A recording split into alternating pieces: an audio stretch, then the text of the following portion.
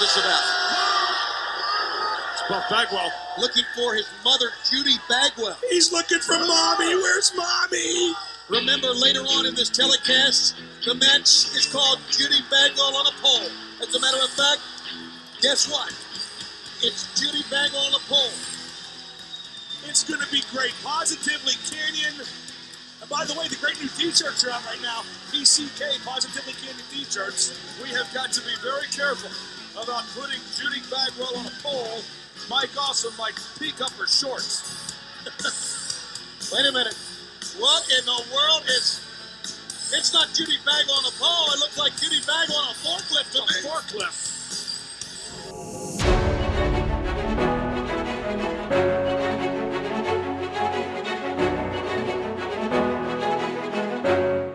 Get ready to go inside the ropes like you've never been before and watch the most famous and infamous matches in wrestling history along with legends of the squared circle.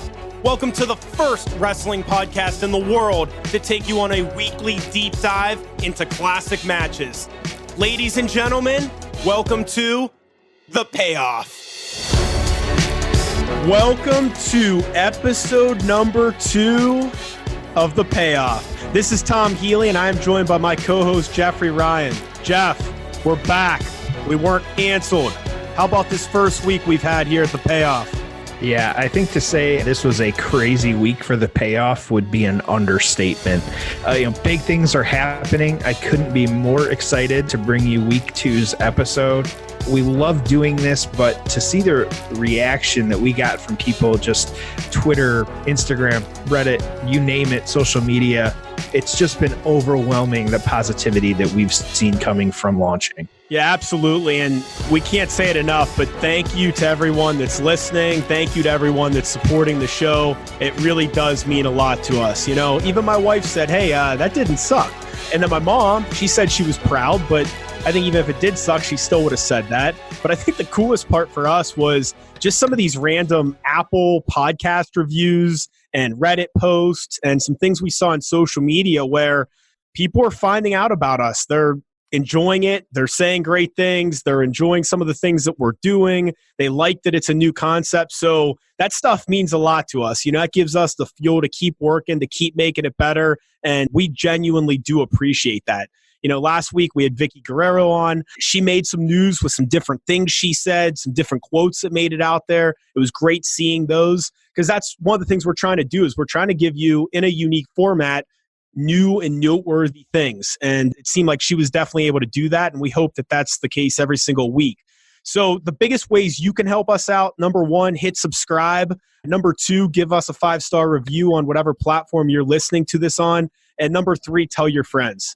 We are at Payoff Pod on Twitter and Instagram. That's at Payoff Pod. And on Twitter, I'm at Payoff Tom and Jeff's at Payoff Jeff. All that stuff, the reviews, the sharing, the linking up with us on social media, it makes a huge difference as we really get this thing rolling. Jeff, anything you want to remind everyone of? Yeah, just like we said last week, that we wanted to provide a different type of wrestling podcast. We're not going to be reviewing every weekly episode of every promotion that's out there. We don't want to, have a lot of filler either. We want to get right into the action and kind of tell you what was happening. So, there's a lot of podcasts out there, but we just really felt that this was a untapped potential and market for hearing from superstars and watching matches with them. Over the years, some podcasters have done, something close, but not weekly, not breaking it down like we do, which is why we are happy to be the first podcast in the world to bring you these stories and insight in this format. So here's how we will bring it to you every Monday. Part 1, the build. The build is Tom and myself laying the groundwork so that you have some context on the significance of the match and what was going on in the wrestling business. Whether the build was only a week or developed over a years, whatever it might be, we want everyone to know what was happening at that time. Part 2, the payoff. The payoff is where we watch a match along with someone. We previously brought you Vicky Guerrero. This week, the one and only Buff Bagwell. We are bringing you the superstars and legends that have a great story to tell surrounding a match. You can even watch along on the WWE Network. We will always give you a timestamp to help out. But even if you can't watch, we will always provide our listeners with something that can be enjoyed in the car, at the gym, at the office, wherever you're listening. Part 3, the aftermath. The aftermath is where we break down the outcome of the match and whether did it ripple through the wrestling universe. Was that the end of it and it just fizzled out?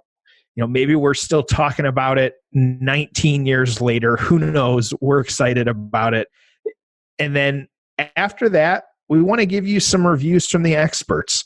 And then we want to share our personal thoughts too by ranking the payoff. So with that out of the way, Tom, what do you have to share?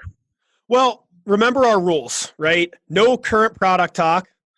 We're going to try and have fun and bring you fresh and unique information every week.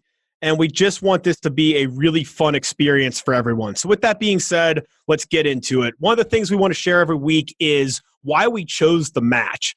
So episode 1, we gave you a famous matchup. It was a classic. It was fantastic. The payoff was incredible. So episode 2, we figured, we'll throw in an infamous one. So a little peek behind the curtain here at the payoff is we've already recorded a ton of matches with Legends of the Squared Circle, and we're doing more every single week. So we're trying to build up a really strong library of matches, and then we want to hit you with those episodes at the right time. So some of it may be based on current events, some of it may be based on anniversaries within the industry, but we want to give you really interesting stuff on a weekly basis. So we want to bounce around between different promotions, different types of matches, newer ones, older ones, some from wrestlers, some from managers, some from others in the industry, right? So we want it to just be a variety where every Sunday when we tease the episode and every Monday when we release the episode, you're like, yeah, that's pretty cool. That's something different. So we want to give you a little bit of everything. So, we chose this one again. It's an infamous one. We're going to have some fun with it. And, every week we want to give you something that you're really going to enjoy. Jeff, why did you think this would be such a great second episode for the payoff? Well, for starters, we're almost about a month out from the anniversary of this match. So we're creeping up on 19 years since this match happened. And I think once we knew that Vicky Guerrero talking about Eddie versus Brock would be, episode 1, in my mind, we had no other choice for episode 2 because everything about this match is just crazy. I was super excited to hear from Buff about this one. And so with that, let's get to the build. All right, time for business. The build. Let's set the stage. WCW, New Blood Rising 2000. We have Buff Bagwell versus Kanyon with Judy Bagwell on a pole. Let me repeat that. Buff Bagwell's mother, Judy Bagwell, is on a pole. The show took place August 13th, 2000. The name New Blood comes from a WCW faction, which of course dissolved before this pay-per-view took place. That's WCW in 2000 for you. Originated in Vancouver, British Columbia, in Canada, the Coliseum. It drew 5,300 paid for a gate of 190,000. If you remember, this is actually what used to be the old Road Wild or Hog Wild pay-per-view in WCW, which was in Sturgis, and it was part of a motorcycle rally. So this is part of WCW's effort to rebrand these pay-per-views. Now, some of you may remember WCW really, really well at this era. Some of you may not remember WCW in 2000 that well. So let me just give you an idea of what the lay of the land is. This is an era where WCW is trying to stop the bleeding. All right. They're trying to figure out, do we cut top talent to save money? Do we dissolve the company? Do we try and sell it? They're considering all kinds of different things because the Time Warner folks really didn't want this massive financial loss on their books as they prepared for the America Online merger. We obviously know that WCW would die less than a year after this show took place. What's crazy is WCW at this point was on pace to lose $80 million in 2000. Let me say that again, $80 million loss in 2000. Unbelievable. Just so the company's performing horribly. Now, with all this being said, Jeff, how did we get to Buff Bagwell versus Kanyon with Buff's mom, Judy, being tied to a damn forklift? And really what I'm looking for here is a more detailed response than because Vince Russo thought it was a good idea. So, Jeff, what do you have for us?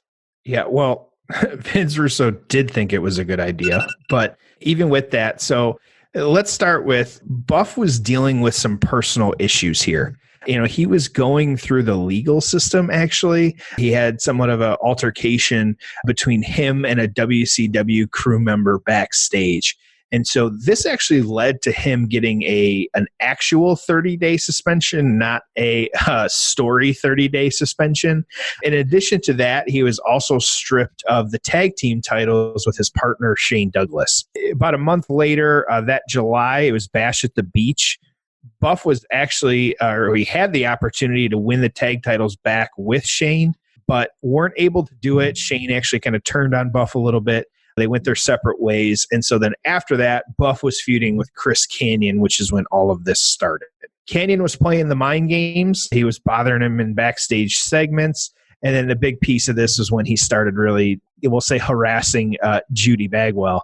Tom, I know you were shockingly motivated and watched the Go Home Monday Nitro, where they give us a little bit more. I'll let you talk about that in a minute. But, the rumors were out there that prior to, this pay-per-view, that there was an all-talent meeting with all of the wrestlers, backstage people, and Turner executives.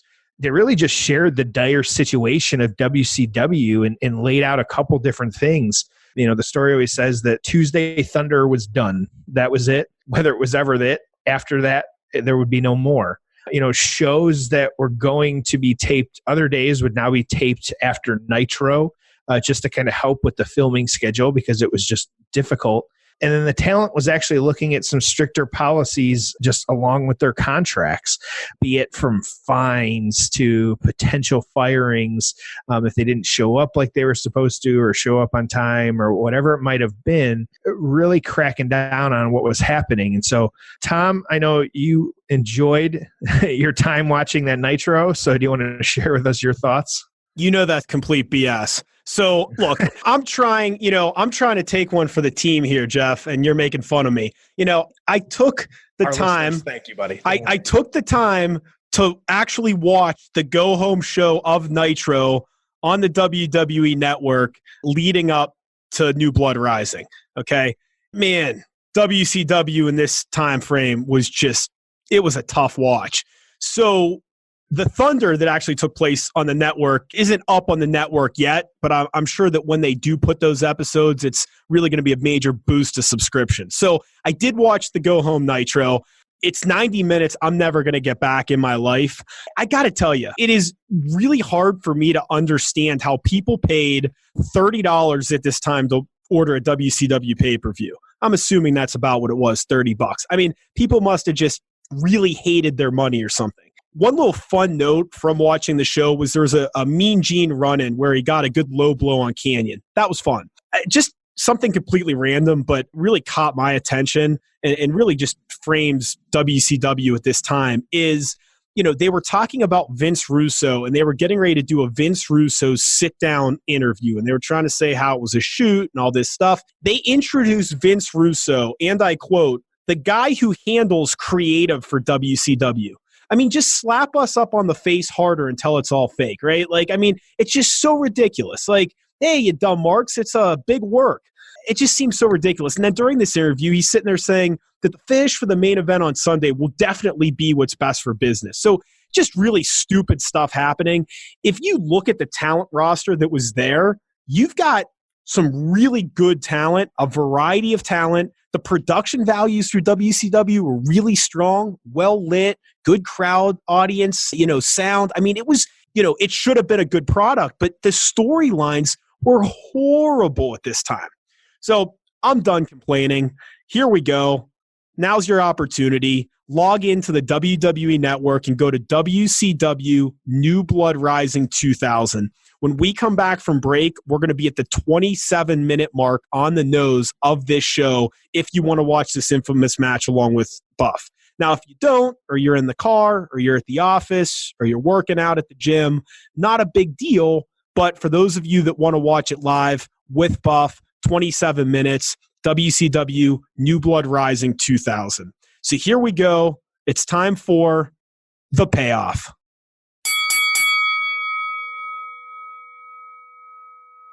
All right, we are here with the one and only Buff Bagwell versus Kanyon. Judy Bagwell on a pole match at New Blood Rising 2000. Buff, it's great to have you here. First thing I got to ask you, how was it working with your mom on national television with an international audience? It was really cool. It was something that Rick Steiner thought of. Rick Steiner completely thought of the whole deal, and he came up with it on when I returned back to Columbia is where I broke my neck originally. So his idea was to involve my mom. I don't know where he came up with it, why he came up with it, but Rick Steiner came up with it. And he had my mom come out and be the, hey, you're a Bagwell, Bagwells don't do this. I'm, wasn't raised that way, And man, she was going on, she was getting ready to go on Nitro, bro, or Thunder One. And was and one of the hottest shows on television. So she lost her game face. And I said, baby, you got to come back. I said, you got to come back. I said, I can tell you, I'm losing you. I'm losing you. So we got in the ring, and she wasn't just getting in the ring. So finally, I couldn't get her to turn it on. I couldn't get her to do it. And finally, I went, you know what? Without me, you couldn't even eat. That was about 3/4 of the truth anyway, because I did pay the bills back then. And so it hit home, and here come Mama. Mama come in, and I told her to leave Steiner alone. If you watch it back, Steiner nearly breaks her arm. Steiner grabs her arm and bends it backwards, and she was told to leave him alone. Scotty was dead against this, dead against all of it. Woman in the ring was the most unnecessary thing in the world. You didn't have them back then, bro. You don't know girls against girls during this show. There's not. Was it tough getting your mom on board to do this, or once she got started, she was having fun? No, man. She was totally in, to the point she was like black and blue. I can't read it. It's like her knees are black and blue, and she was a 60-year-old woman taking diamond cutters with pads and all that stuff, but she's still taking them, and falling correctly, and had the stunt man working with her, and she loved it, And I stayed quiet for a long time, and then we went to a toy convention, and they were like, it was me, Goldberg, and Nash speaking for the entire company of what to do about our toys to make them sell more. So they went, and when I spoke, I said, okay, we're here. And they said, when can we start selling Judy Bagwell t-shirts? And I said, well, that's a question you have to ask Eric. Michelle, I'm not quite sure. And the next one was about Judy. And the next one was about Judy. I said, does anybody have any questions for me? I said, because she did that one full out of the year thing in Columbia, South Carolina, and she got overwhelmed. But then I finally built it up to we had leverage. And, and it was good leverage because we worked hard for that leverage. She busted her butt for it. And I sat with Eric on the entire flight back to Vancouver, right toward the end. And that may have been our last pay-per-view. It was Vancouver, Canada. And this is it. Matter of fact, this is the Vancouver, Canada match. But when we came home from this, I had a talk about our contract, because now we've got a pay-per-view for you. We've, nobody's asking for checks here, but we got to do something. We got to put something down on paper. So got it all worked out, everything, and she landed from that flight with appendicitis. Landed from it. I was like, you got to be kidding me! No, not now. So yeah, she landed sick as a dog. I'll never forget it. We landed the T concourse, right to a wheelchair, right to the car, right to the hospital, appendicitis. So the next interview you see is me or the hospital where me and Scotty beat her up. So how close, but yet so far away, Wow. Yeah, Kanyon was a hell of a worker, man. Yeah, he really was. Yeah, he really was. I mean, see how perfect that backdrop was? It was perfect. So you mentioned your neck injury. You came back and then turned heel, which, as you look back at it, should you have been a heel then? Because you were pretty over with the fans after the neck. Oh my God! If you were to ask my mom and dad that, they both would start crying. They had stuff, letters written in from fans that were going to, they'd touch my picture before they go out to battle and things like that, bro. So absolutely, yes, I was supposed to be a babyface. And when they made me heel, it killed my mom and dad. And we knew there that was not good. But what do you say? Yeah, Eric, no. I'm not going to do that, Eric. Yeah, who was behind this whole storyline? Is this like Eric? Is it Russo? Is it you coming up with stuff? I mean, who came up with it? At this stage, I lost all leverage. I lost our leverage.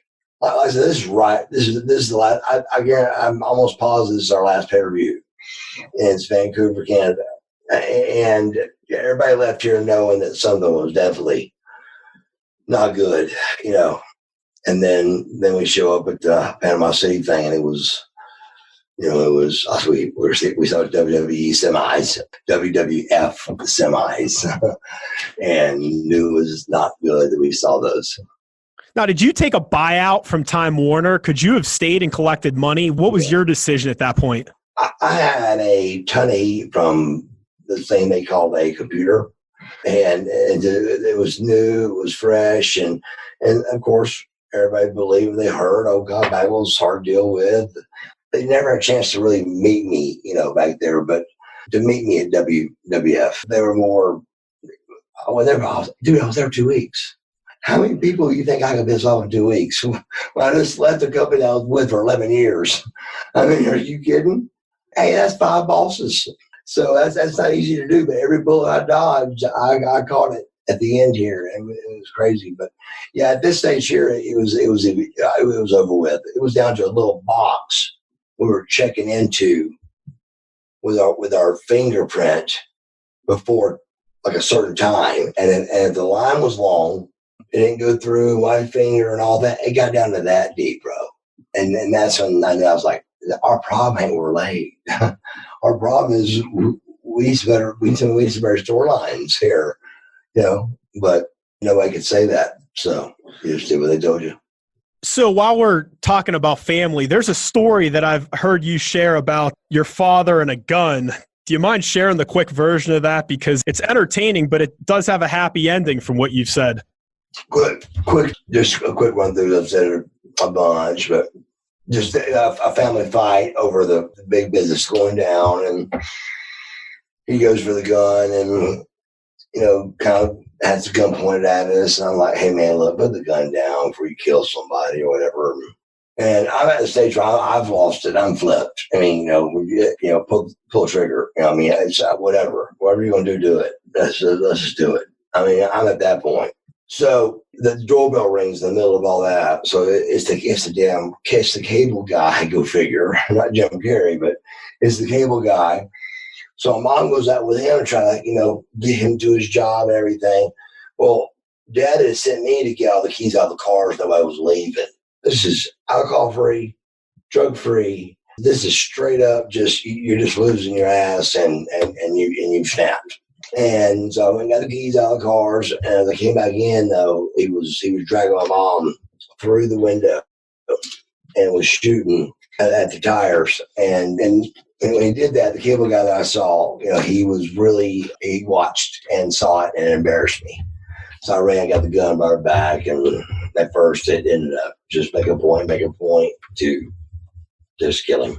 But him in his forearm, and he's got stuff in his forearm now, someplace. But we're like best friends now, so just crazy. But it's just the way the kind of family I was raised in. Now, what'd you think of David Arquette being involved at this time? David's a great guy, dude. He's a great guy. At this time, I didn't quite get it. Nobody did, and they blame our failure on that.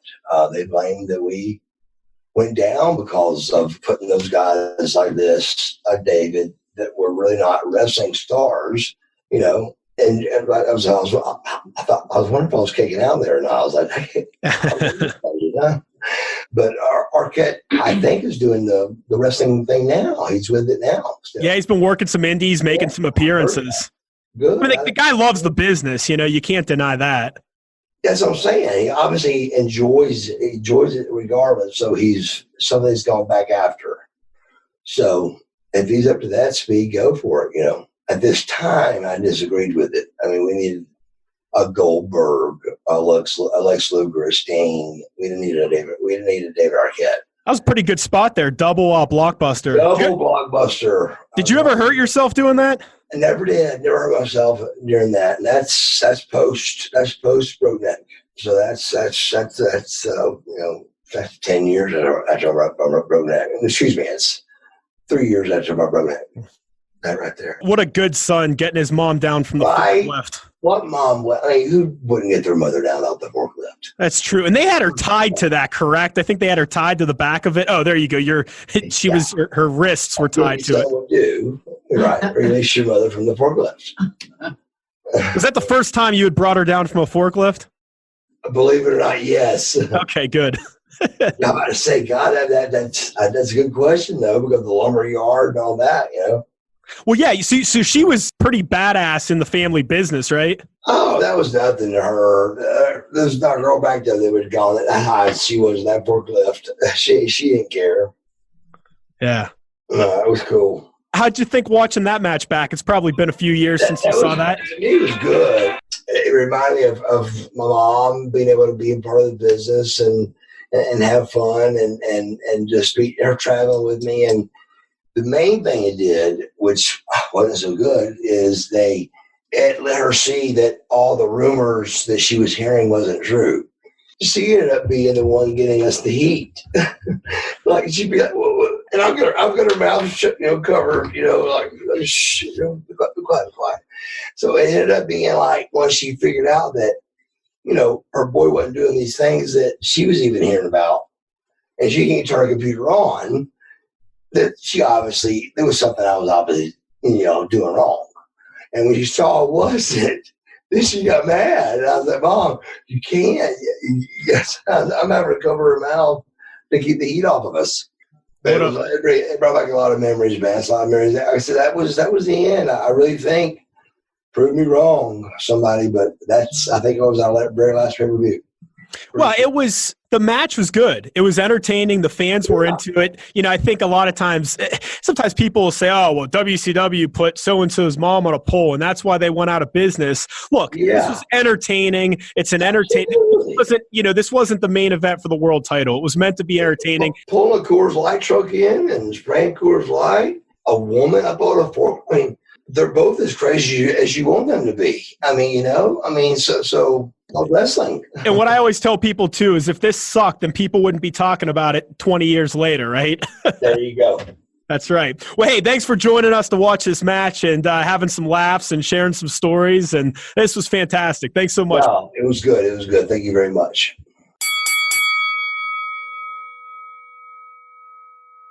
So, Tom, no matter how many times you hear about this match or rewatch it like, we just have, and nothing compares because the gimmick and aftermath is just so crazy, even by today's storytelling. We got to thank Buff for joining us. He was great. I'll be honest. I had no clue whether or not he was going to want to talk about this match, but he was willing to, and that was fantastic. So, Tom, I will let you kick us off with the aftermath.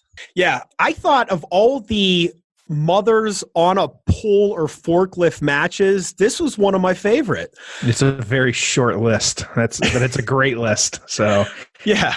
Well, and it was, I actually didn't think it was that bad. And we'll get into that later. I think you and I are going to probably disagree on that. But first and foremost, Buff was a great sport for watching this with us. 100%.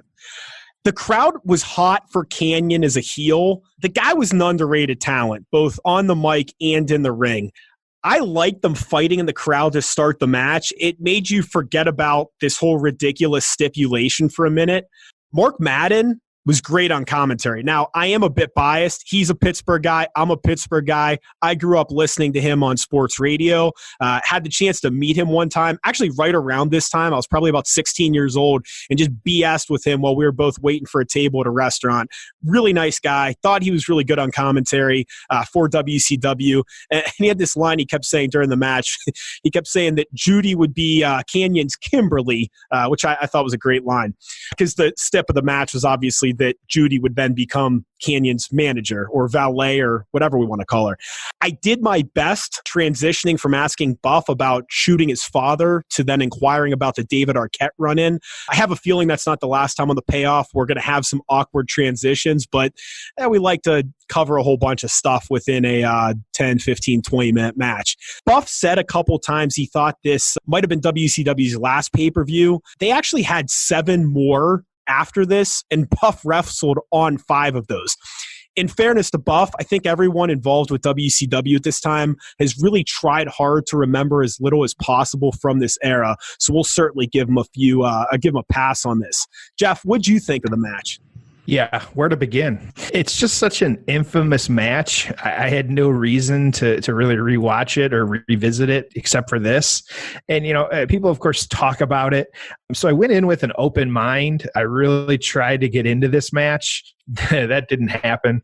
I tried. I would pay attention and then hear like Judy Bagwell screaming from the forklift, and I'd want to turn it off. There was the near fall about, almost close to the end. Got me excited, but then David Arquette came out, and so that also did not get me very excited. I do have a positive takeaway, though. I'll save it for when we kind of share our scores shortly here, but I will say that I did very much enjoy Buff just wandering, actually, prior to the match, wandering backstage, just screaming for his mom, trying to find her.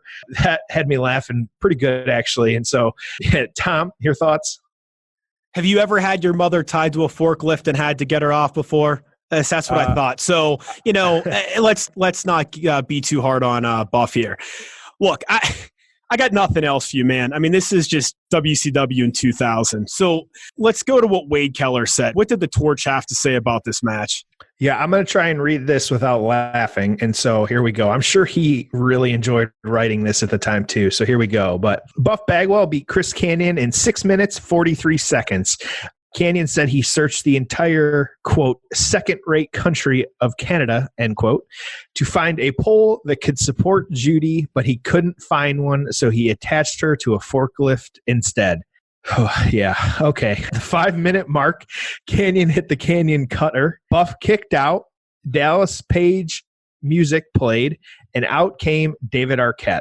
Buff threw some lame clothesline. Arquette hit Buff with a plastic hard hat. I'm not making this up. This is what it says. Somehow Buff managed to kick out after that. Buff clotheslined both Kanyon and Arquette. Buff then gave Arquette and Kanyon a double blockbuster. He then covered Kanyon for the win. Buff lowered Judy from the forklift and untied her arms and then hugged and kissed her. After the match, Kanyon gave Arquette a Kanyon cutter for letting him down. 1 star. Tom? I disagree. I thought it was better than 1 star. Oh, Twitter's going to love you for that, buddy. Okay. Look, here, let me state my case. The fans were into the match. Okay? It wasn't that long. And ultimately, the good guy unties his mom from a forklift. So it's got a happy ending. Right. All right? But, we do things a little differently here at the Payoff. We don't rank the overall match or give stars based on the quality of the match. We give our 1 to 10 payoff score.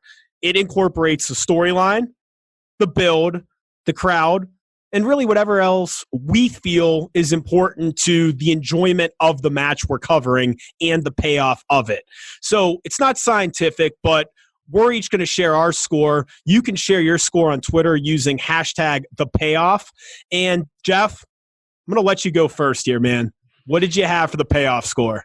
Yeah, I said it. Boy, I just try not to sigh so much. I said it a little bit ago. I think there was at least, one positive takeaway because, while the match was okay at best and the gimmick was, it was bad. Buff, like you said, I will give you credit. Buff did save his mother and defended her honor. And for that, I have to give this match a hard 3. I did get some good laughs, like I said, out of Buff running around looking for his mom. The suspension of disbelief had me laughing pretty good when, he saw his mom on the TV up on the forklift getting wheeled out there, and just apparently that's what sets Buff off. And so I could get that. So again, like you said, Tom, haven't been in that situation, so who knows? But yeah, I'm going to stick with the hard 3 on that one. Tom, what about your payoff score? So I've got the payoff at a 3.5. All right, I guess I did like this a little better than you did. I didn't think it was horrible. Half a point better than me, really. Yeah, good job. So ironically, but maybe not so ironically, Buff and Kanyon were both sent home by management following this match.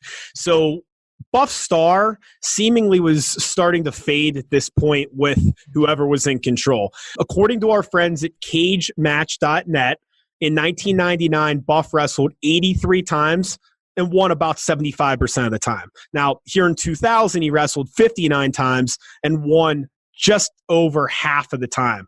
Jeff, as we head to the finish on this week's episodes, do you have any closing thoughts about this infamous match? Yeah, I really had to rack my brain for this one, but I'll just say a terrible gimmick, that everyone, it goes down in history for that. Okay match, it was fine. And I think the biggest takeaway for me is that only wrestling can make the love between a mother and son stronger. So this was not a 5-star classic by any means, but it's hard to argue where it stands in the history of sports entertainment, because here we are, almost 19 years later, talking to Buff about it. It was fun. And, we're going to hit you with all kinds of different stuff. And this was a fun episode. It was a fun match. It was fun to hear Buff talking about his mom being on a forklift 19 years later. I think he had a good laugh. We had a good laugh. We hope you had a good laugh. Thank you for joining us, whether this was your first time or joining us again.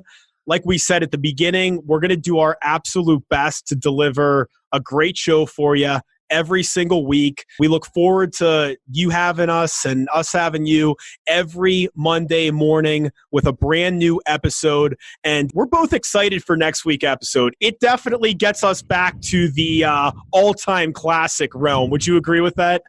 Yeah, I'm excited. Fans can look forward to, we just decided before this, we're going to throw out some spoilers every Sunday now. So fans can look forward to that. Well, we're going to drop hints. We're not going to do spoilers. Not spoilers. We're going to drop some, are they Easter eggs? Is that what they are? We got to build a little bit here. I know, just like we say, we're going to build. It's going to be a 24-hour build, so it'll be all right. Yeah, so Sunday night we'll drop like an image or a little bit of a teaser. We'll see if you can guess what the actual match is going to be based on that. And then every Monday morning, new episode. And again, if you like what you're hearing, we'd appreciate it if you'd hit subscribe, you'd give us 5 stars, you'd tell your friends, and then make sure to follow us on Twitter and Instagram for all kinds of engagement and polls and fun stuff. That's at Payoff Pod. Again, it's at Payoff Pod. So with that, thank you for supporting us. Yep. Supporting us, listening. Episode number 2, it's in the books. This has been Tom, Jeff. This is The Payoff.